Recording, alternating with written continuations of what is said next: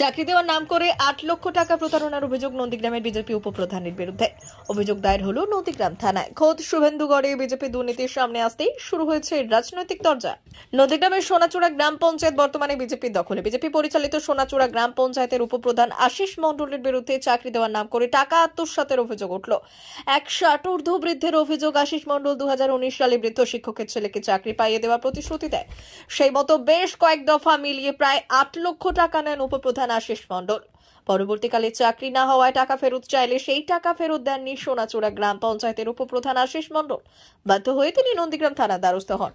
যদিও এই বিষয়ে আশিস মণ্ডলের দাবি, রাজনৈতিকভাবে তাকে কোণঠাসা করতে রাজ্যের শাসক দল তৃণমূল কংগ্রেস যোগসাজশ করে তার বিরুদ্ধে মিথ্যে দুর্নীতির অভিযোগ তুলছে। পুরো বিষয়টিকে তৃণমূল কংগ্রেস অবশ্য কটাক্ষ করতে ছাড়েনি। এক তৃণমূল নেতার দাবি, পুরো বিজেপি দলটাই দুর্নীতিগ্রস্ত। বিজেপির তমলুক সাংগঠনিক জেলা সদস্য সুদীপ দাস বললেন, প্রকৃত দোষী হলে দল অবশ্যই তার বিরুদ্ধে ব্যবস্থা নেবে। আমার নাম অমিয় মাইতি। আমি আশিস মণ্ডলকে আমার ছেলেকে চাকরি দেওয়ার ব্যাপারে আমি ওকে ৮ লাখ টাকা দিয়েছি। ৮ লাখ টাকা আমি দিয়েছি, তার মধ্যে ১,৩০,০০০ টাকা ক্যাশে দিয়েছি, আর বাকি হচ্ছে বাকি টাকাটা যেটা সেটা ৮ লাখ হচ্ছে আমি বাই চেকের মাধ্যমে গোটা টাকাটা ওকে টাকা দিয়েছি। আমি ওই আশিসের মামার বাড়ি, মামার ছেলেকে হচ্ছে ওই তাপস প্রামাণিক, ওর মামার ছেলের নাম হচ্ছে তাপস প্রামাণিক। ওখানে আমি ওর বাড়িতে টিউশন করতাম। সেই সাপেক্ষে তাপস প্রামাণিকের সঙ্গে আমার গভীর পরিচয় হয়। আর আশিস মণ্ডল সেই সুযোগে তাপস প্রামাণিককে নিয়ে এসে ওর বাড়িতে কথাবার্তা হয় এবং বাকি যত টাকা পয়সা ব্যাপারটা সব কিছু ওর বাড়িতে আলোচনা হয় এবং ওর বাড়িতে নগদ টাকাটা যা আছে সেই টাকাটা আমি ওই তাপস প্রামাণিকের সাক্ষাতে এবং ওর বাড়িতেই নগদ টাকাটা সমস্ত পেমেন্ট করি। বর্তমানে টাকা চাওয়াতে, যখন ছেলের চাকরি হলো না, টাকা চাওয়াতে আমাকে নানারকম অপমান করে এবং এ পর্যন্ত আমার সঙ্গে ধরাছোঁয়া দেয় না, এমনকি আমার সঙ্গে কথাবার্তা বলে না। এমনকি ওর বাড়িতে সোয়াদের খাতিরে ওর বাড়িতে আমি ১ বছর টিউশন করেছি, সেই পয়সাটাও পর্যন্ত দেয় না। বাধ্য হয়ে আমি নন্দীগ্রাম থানার আমি অভিযোগ করেছি।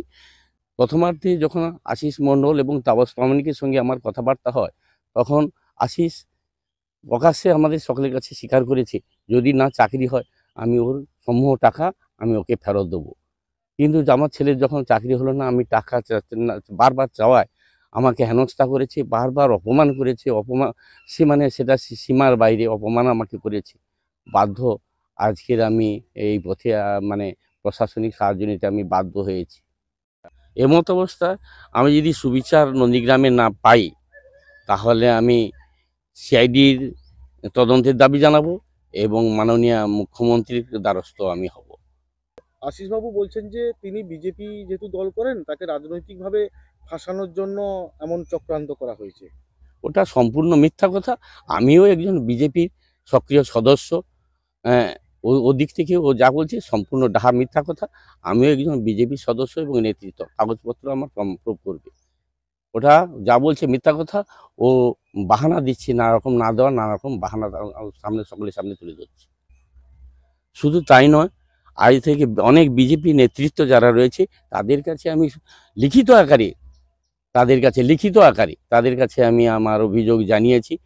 তারা আমাকে আশ্বাস দিয়েও আমার কাছে আমি সুবিচারের আশা তাদের কাছে কোনো পাইনি, আর তারা আমার ব্যাপারে কোনো নাক গলায়নি, যার জন্য বাধ্য হয়ে আমি নন্দীগ্রাম প্রশাসনের কাছে আমি দ্বারস্থ হয়েছি। নামে নন্দীগ্রাম থানায় একটি অভিযোগ দায়ের হয়েছে, চাকরি দেওয়ার নাম করে টাকা নিয়েছেন, কি বলবেন? প্রথমত বলি, এটা একদম ভিত্তিহীন এবং মিথ্যা অভিযোগ। আর চাকরি আমি উপপ্রধান হয়েছি 23 সালের আগস্ট মাসে। তার আগে আমি একজন সাধারণ লোকই ছিলাম। তো সেখানে চাকরি দেওয়ার মতো পরিস্থিতি বা যোগ্যতা আমার নেই। আর এটা একদম রাজনৈতিকভাবে মিথ্যা অভিযোগ আমার সঙ্গে সম্পর্কে করেছে তৃণমূল কংগ্রেস, এবং সেখানে আমি আইনগতভাবে এটা লড়ে নেব। এখানে কোনো রকমভাবে আমি এর সঙ্গে যুক্তও নয়। আর আমার এলাকার লোকই জানে যে আমি কেমন। আমি মিথ্যা প্রতিশ্রুতি কোনোদিন কাউকে দেইনি। আর মিথ্যা প্রতিশ্রুতি দিয়ে টাকার নেওয়ার প্রসঙ্গ তো অনেক দূরের ব্যাপার। আর এই চাকরি দেওয়া, চাকরি বিক্রি, এটা তো তৃণমূল কংগ্রেসের এজেন্ডা, আমার নয়। আর আমি এই সব জায়গায় থাকিও না, এর থেকে আমি অনেক দূরে থাকি। আপনার নাম? আমার নাম আশিস মণ্ডল। কোন পদে রয়েছে? সোনাচূড়া অঞ্চলের উপপ্রধান। মা বাসন্তী হোটেল অ্যান্ড রেস্টুরেন্ট, উত্তাপন, নারায়ণগড়, পশ্চিম মেদিনীপুর। আমাদের এখানে সকাল, দুপুর ও রাত্রিকালীন আহারের সুব্যবস্থা রয়েছে। সকালের টিফিনে পাবেন স্ন্যাক্স, পরোটা, আলুর পরোটা, মিক্সড পরোটা, মুলি পরোটা। দুপুরে খাবারে পাবেন সবজি ভাত, খাসি ও মুরগির মাংস, ইলিশ মাছের ভাপা, ভেটকির তেল ঝাল, চিংড়ির মালাইকারি, কাতলা মাছের ভাপা, এছাড়াও মশালা কোল্ড ড্রিঙ্কস, আইসক্রিম। রাতের খাবারে পেয়ে যাবেন তাওয়া রুটি, তন্দুরি রুটি, তড়কা, চিকেন তন্দুরি, চানা মশালা, চিকেন বাটার মশালা প্রভৃতি। সুলভ মূল্যে পরিচ্ছন্ন খাবারের একটাই ঠিকানা, মা বাসন্তী হোটেল অ্যান্ড রেস্টুরেন্ট, উত্তাপন, নারায়ণগড়, পশ্চিম মেদিনীপুর। বিশেষ দ্রষ্টব্য, আমাদের এখানে সকল অনুষ্ঠানের খাবারের অর্ডার নেওয়া হয়। এখানে পেয়ে যাবেন মা বাসন্তী মিষ্টান্ন ভান্ডার থেকে বিভিন্ন মিষ্টি।